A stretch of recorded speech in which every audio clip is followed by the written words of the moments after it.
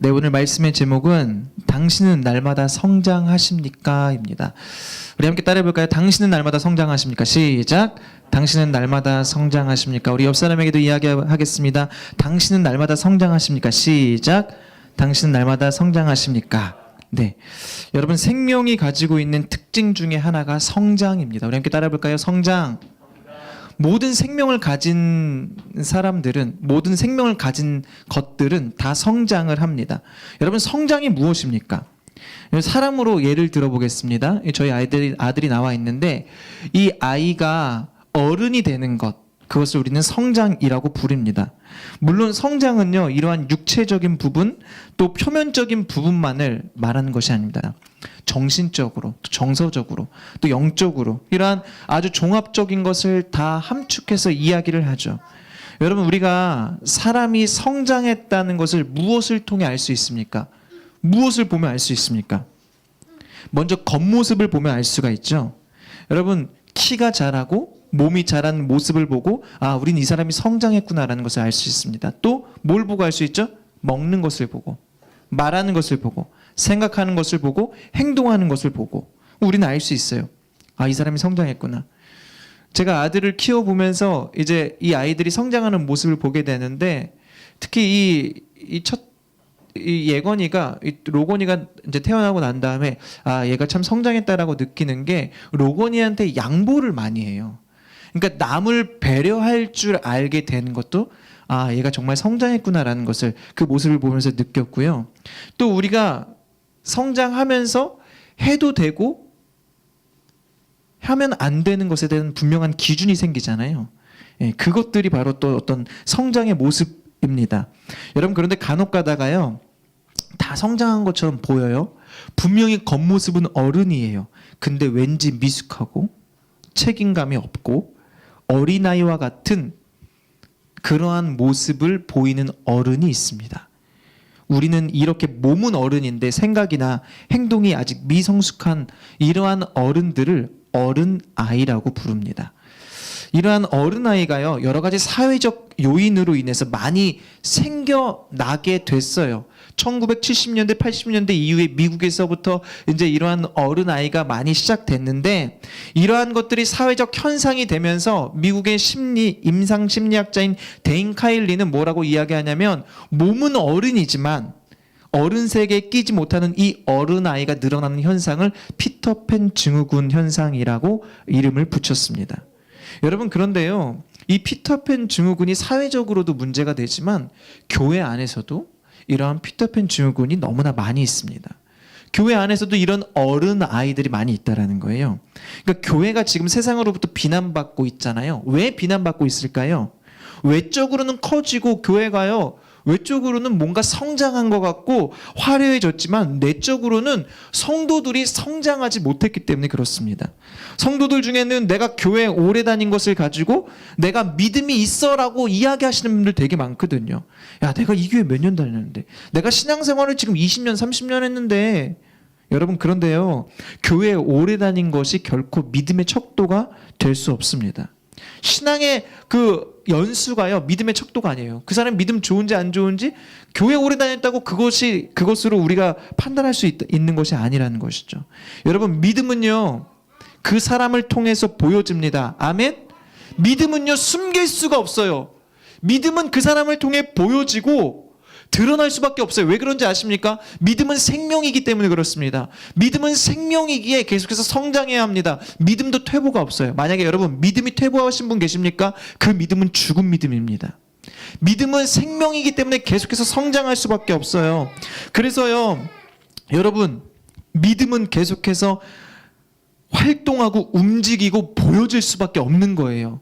믿음 있는 사람은 그 마음 가운데 그 믿음으로 인해 가만히 있을 수가 없어요. 움직여야만 해요. 왜 움직여야 합니까? 생명이기 때문에 또 다른 생명을 잉태하기 위해서 움직이는 거거든요. 그게 바로 믿음이 가진 생명력이에요. 여러분, 그렇다면 저와 여러분의 믿음은 어떠해야 할까요? 우리의 믿음의 모습은 어떠해야 할까요?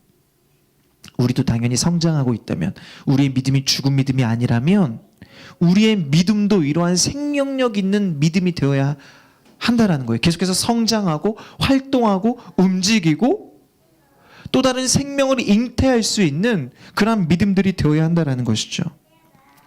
여러분, 우리는 누구나 성장하고 싶어 하고요. 성장을 해야 합니다. 육적으로든 영적으로든 정서적으로든 모든 면에서 성숙한 사람이 되어야만 합니다.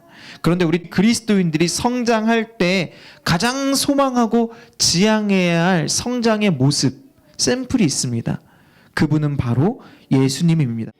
우리가 성장할 때 어떠한 모습으로 성장해야 하냐면 예수님의 모습으로 성장해야 된다는 거예요. 여러분, 그래서 바울은 오늘 우리 가운데 이렇게 권면하고 있습니다.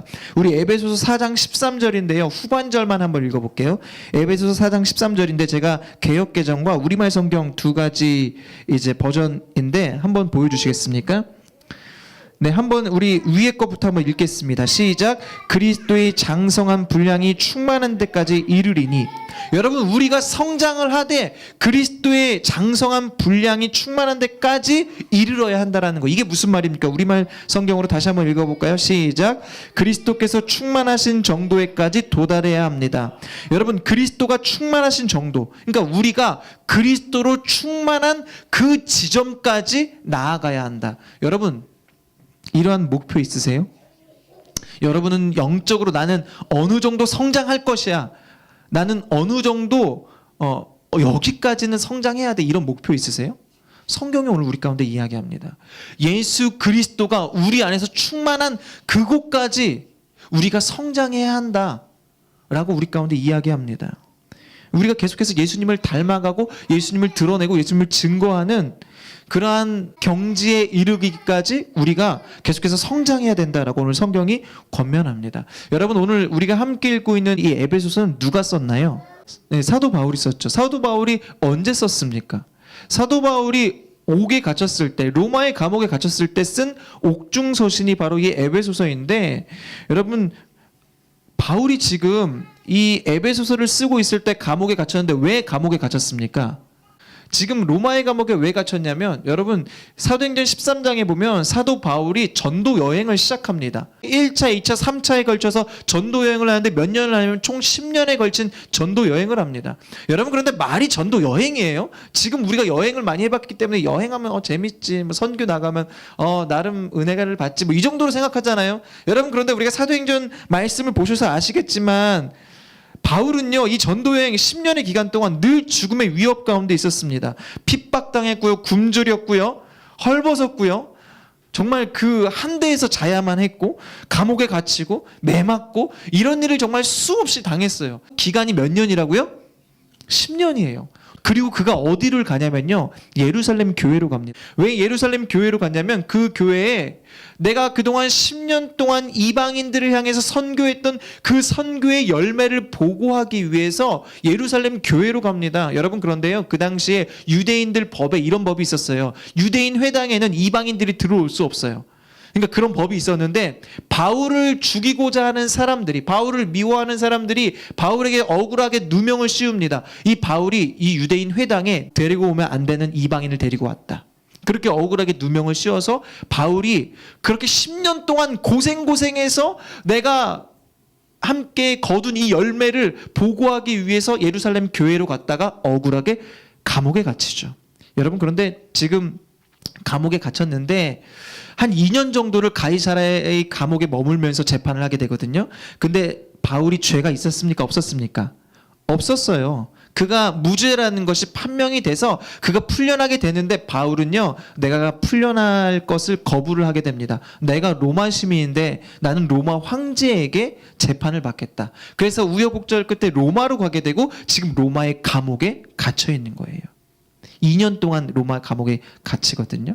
지난 14년의 세월 동안 바울은 어느 날 하나 정말 따뜻한 곳에서 발 뻗고 잠잔 적이 한 번도 없어요.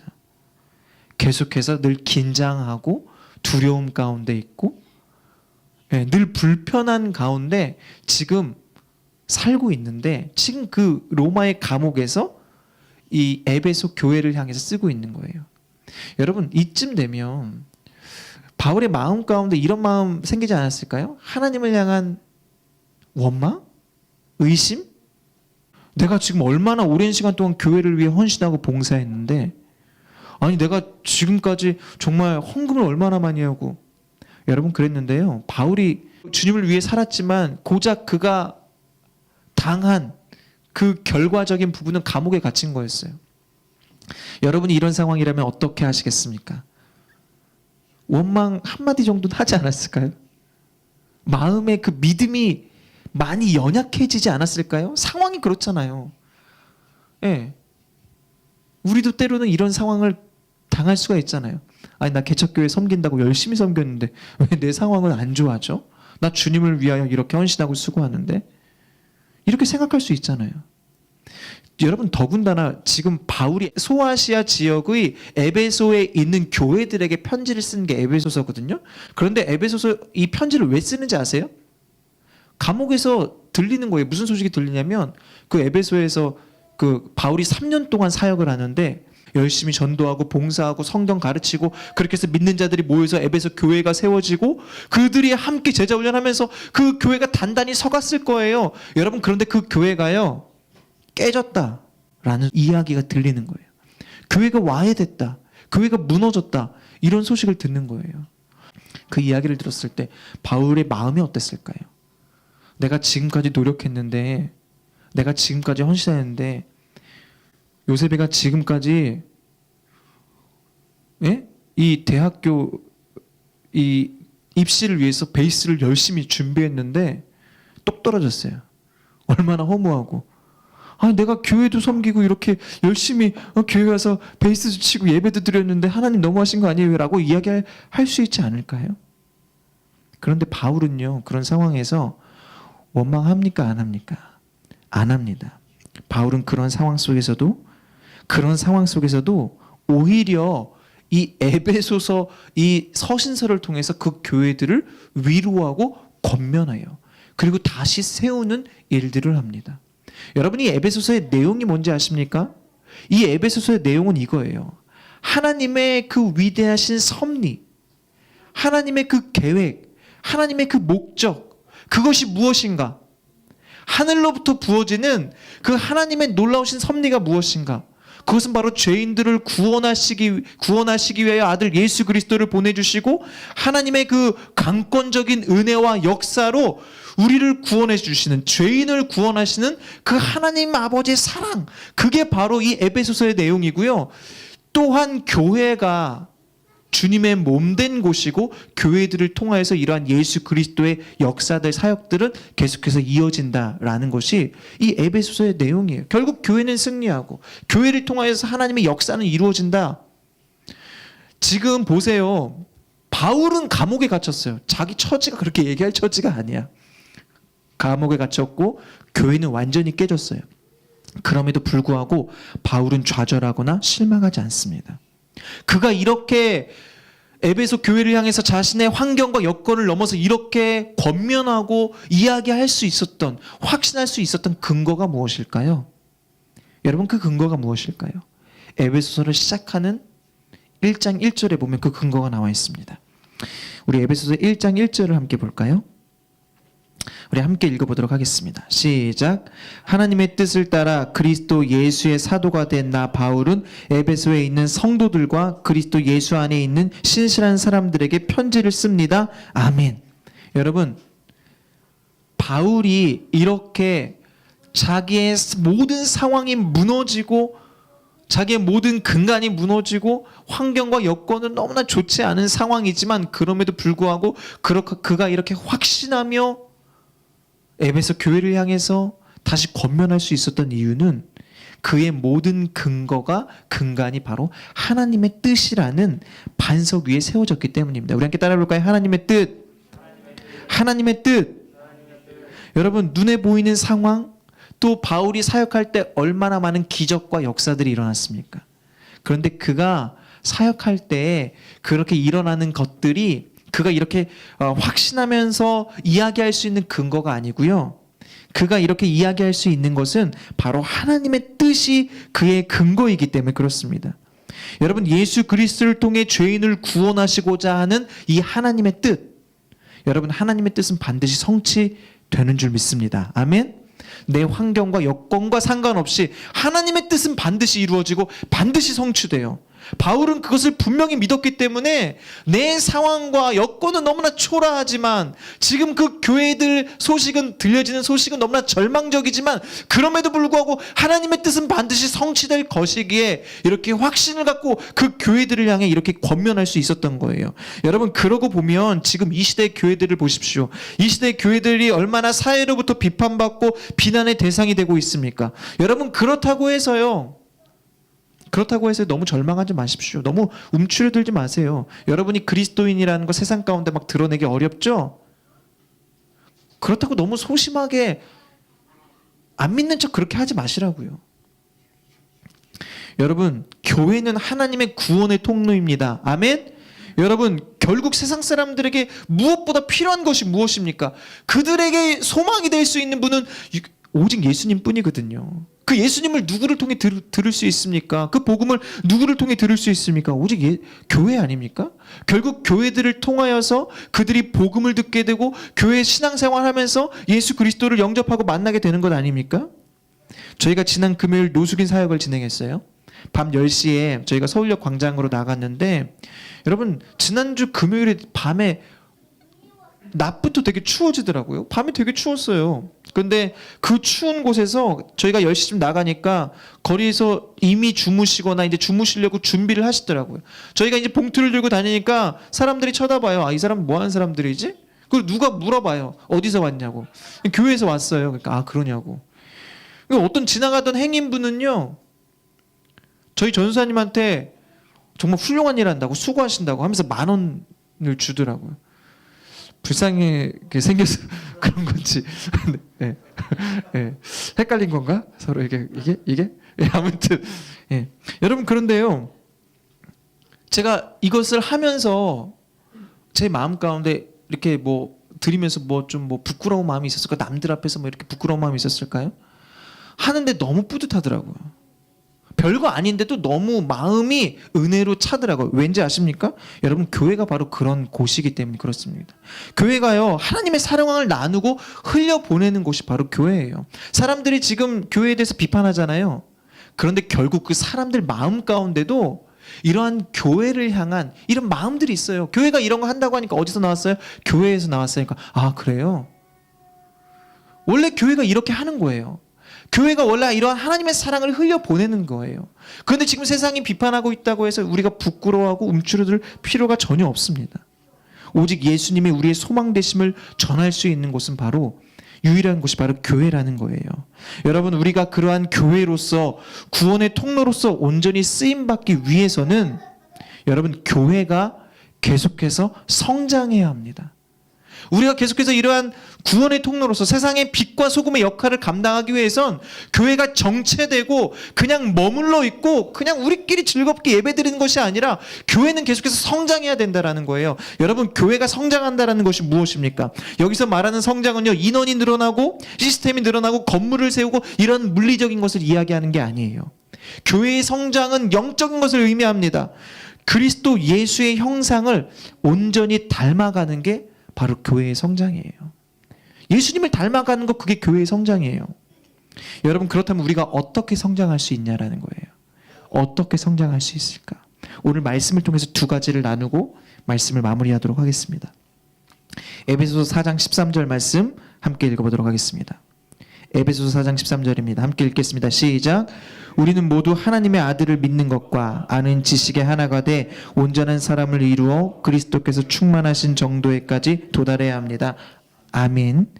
여러분 우리가 어떻게 성장할 수 있을까? 바로 첫 번째는 우리 모두가 온전한 사람이 되어야 한다는 거예요. 우리 함께 따라해 볼까요? 우리 모두가 온전한 사람이 되어야 합니다.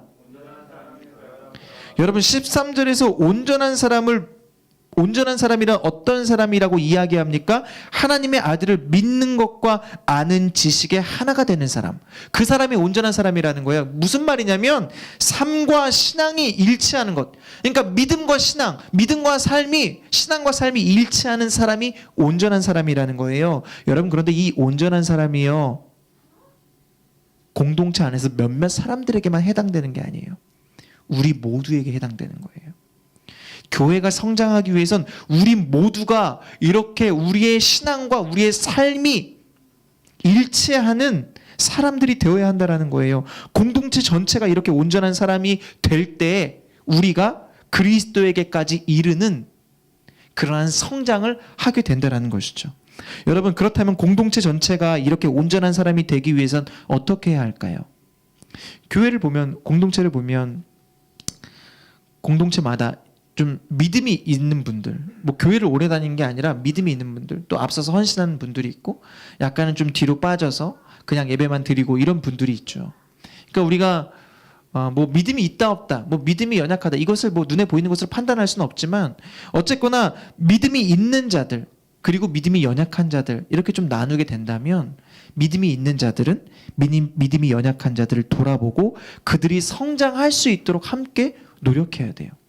그들만 노력하는 것이 아니라 함께 노력해야 된다라고요. 믿음이 연약한 자들이요 그냥 성장할 수 있겠습니까? 여러분, 어린아이들이 그냥 성장할까요?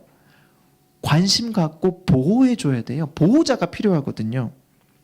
어린아이들에게는 반드시 보호자가 필요해요. 여러분, 그런데요, 보호자가 그 어린아이를 보호하기 위해서 최선을 다해야 되는데 어떻게 최선을 다해야 하냐면, 그 최선을 다하는 모습을 예수님이 보여주셨어요. 누가 보여주셨다고요? 예수님이 보여주셨어요. 예수님은요, 우리를 구하시기 위해 자신이 채찍에 맞으셨어요. 그리고 징계를 당하시고 십자가에 달리셨어요. 다시 이야기하자면 예수님은요, 생명을 바쳐서라도 우리를 구하시고 살리셨다라는 거예요. 이것이 무슨 말이냐면, 보호자에게는 이러한 헌신과 희생이 요구된다라는 거예요. 헌신과 희생 없이 보호자의 역할을 감당할 수 없어요. 믿음이 있는 자들이 믿음이 연약한 자들을 돌보고 그들을 케어하고 그들의 믿음이 성장할 수 있도록 우리가 헌신하고 희생해야 한다라는 거예요. 그러한 노력을 해야 한다라는 거예요. 그래서 우리가 그러한 것들을 위해서 우리가 하나의 공동체로 부름받은 거예요. 두 번째는 우리가 어린아이의 신앙을 버려야 합니다.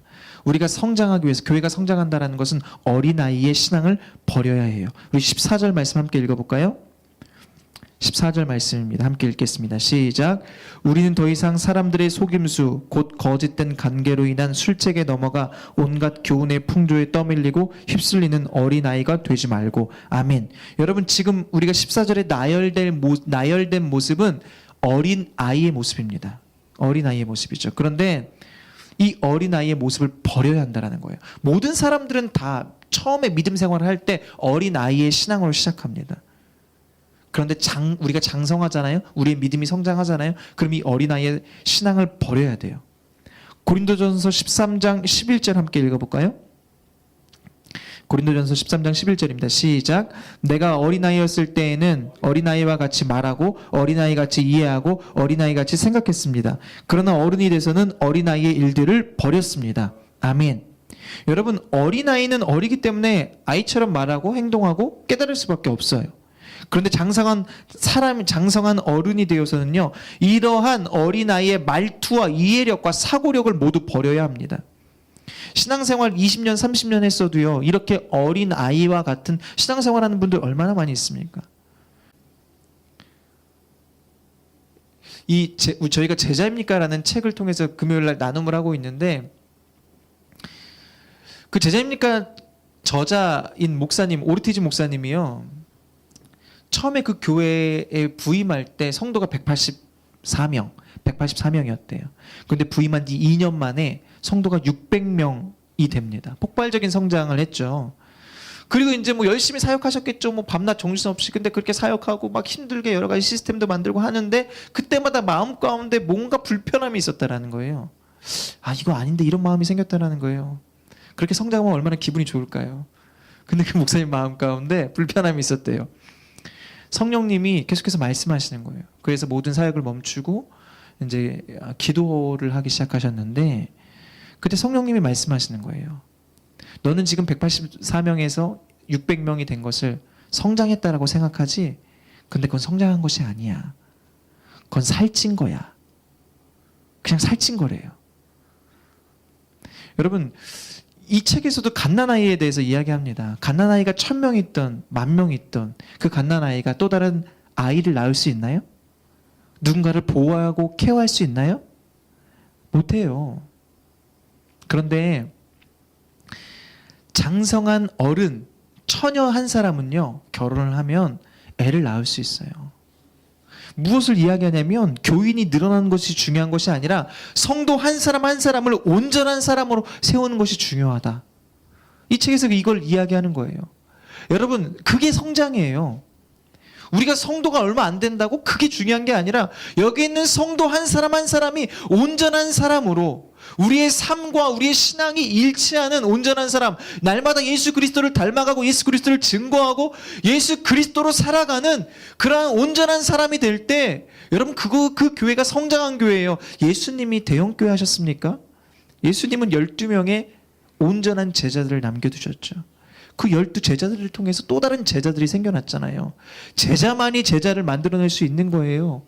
여러분, 우리가 갓난아이인데 아직 성숙하지 못했는데 교회 신앙생활 30년 했어도 아직까지 영적으로 어린아이인데 우리가 어떻게 제자를 삼을 수 있겠습니까? 어떻게 성장할 수 있겠습니까? 오늘 성경은 우리 가운데 이야기하는 거예요. 어린아이의 일들을 버리고 그리스도께서 충만하신 정도에까지 우리가 그 지점까지 도달해야 된다. 우리가 온전한 사람이 되어야 한다. 그것이 성장하는 것이다 라고 이야기하는 거예요. 여러분, 제가 말씀드렸는데 여러분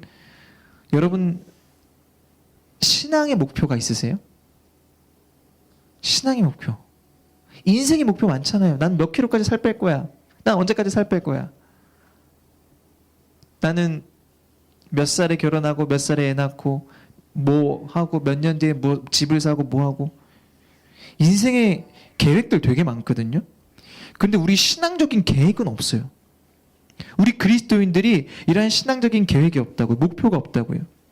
여러분 하루하루를 살아가시잖아요. 하루하루를 살아가는 여러분의 삶 가운데 내 신앙이, 내 믿음이, 내 삶이 어린아이의 신앙을 버리고 날마다 주님을 닮아가는 하루가 되도록 그 하루를 성실하게 살아가실 때 주님을 향한 그 신실한 목표를 세워서 그렇게 하루하루를 살아가는 저와 여러분들이 되시기를 바랍니다. 여러분 무엇보다 온전한 그리스도인은요, 아까 13절에 나오잖아요. 그리스도를 아는 지식. 그리스도를 아는 지식이 무엇인가요? 말씀이에요. 말씀을 가까이 해야 돼요. 말씀을 통해 그리스도를 아는 지식. 그러니까 말씀이 내 삶의 분명한 기준이 되어질 때 우리가 이렇게 14절의 이야기처럼 분별하게 돼요. 분별할 수 있다고요. 아, 이것은 정말 주님이 원하시는 일인가 아닌가를 분별할 수 있는데 그 분별력이 말씀을 통해 주어져요. 여러분, 말씀을 어떻게 읽냐면 최소한 1년에 2독에서 3독은 해야 돼요. 몇 독이요? 몇 독에서 몇 독? 2독에서 3독. 여러분 하루에 1시간 성경을 읽으면 1년에 4독 할 수 있습니다. 하루에 1시간 성경을 읽으면 1년에 4독 할 수 있어요. 그런데 그렇게 우리가 성경을 쭉 읽다 보면 그것이 1년, 2년, 3년, 4년 쌓이다 보면 내 삶에 분명한 기준이 생기는 거예요. 아, 그렇구나. 이거는 정말 주님이 원하시는 일이구나.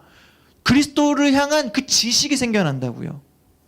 그러니까 베이스도 오랫동안 연습하면은 내가 안 보고도 길이 있잖아요. 자연스럽게 하게 되잖아요. 기타도 그렇고 악기도 그렇고 몸으로 익히잖아요. 우리 뇌가 익히는 거예요.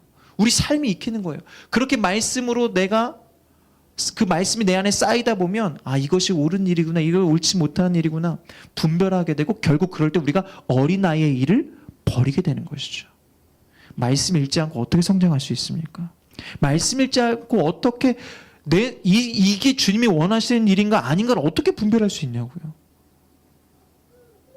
여러분 말씀을 읽읍시다. 아멘. 1년에 몇 독이요? 최소 2독에서 3독. 1시간 읽으면 몇 독 할 수 있다고요? 4독 할 수 있어요.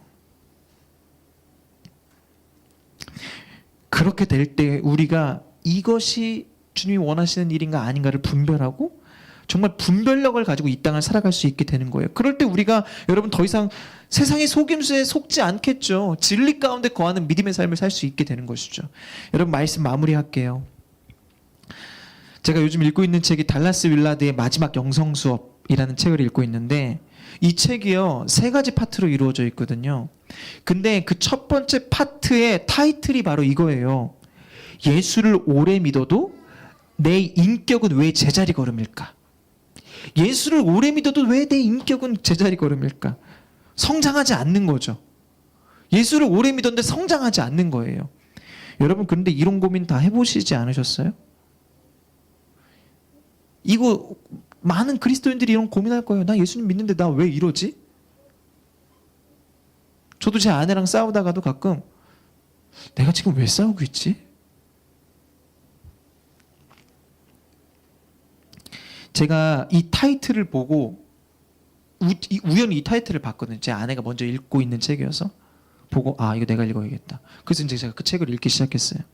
이 책의 저자가 짐 와일더인데, 짐 와일더는 이렇게 이야기합니다. 우리는 사랑하는 것을 닮아간다. 우리 함께 따라해 볼까요? 우리는 사랑하는 것을 닮아간다. 여러분, 사랑하는 것을 닮아 보신 적이 있으십니까? 경험해 보셨잖아요. 저도 결혼해 보니까 제 아내가 저를 진짜 많이 닮아가더라고요. 제 아내가 저를 많이 사랑하나 봐요. 예. 제 아내가 저를 너무 닮아가서 제가 깜짝깜짝 놀랄 때가 있어요. 여러분, 그런데요, 이 사랑하는 것을 닮아간다라고 이야기하면서 짐 와일더가 한 가지 흥미로운 것을 더 이야기합니다. 우리 뇌에서 정체성과 인격은 우리가 누구를 사랑하는가로 결정된다. 이게 무슨 말이냐면요, 우리 뇌에는요, 인격을 결정짓는 뇌의 기능이 있대요. 우리 뇌에는 인격을 결정짓는 뇌의 기능이 있는데, 우리가 누구를 사랑하느냐에 따라 큰 영향을 받는다는 거예요. 우리 뇌가. 내가 이 사람을 사랑하면 그 사람의 영향을 받아서 인격이 그렇게 형성이 된다라는 거예요. 여러분, 그래서요, 인격이 변하려면요, 새로운 애착이 생겨야 돼요. 새로운 사랑을 해야 돼요. 우리가 예수님 닮고 싶으면 누구를 사랑해야 돼요? 예수님 사랑해야 돼요. 그러니까 내가 정말 예수님 사랑하면, 우리가 정말, 여러분이 예수님 정말 사랑하면 우리 뇌가요, 뇌가 명령하는 거예요. 예수님을 닮아가도록 우리 뇌가 일을 하는 거예요. 그래서 그 뇌가 우리 몸으로 명령을 하겠죠.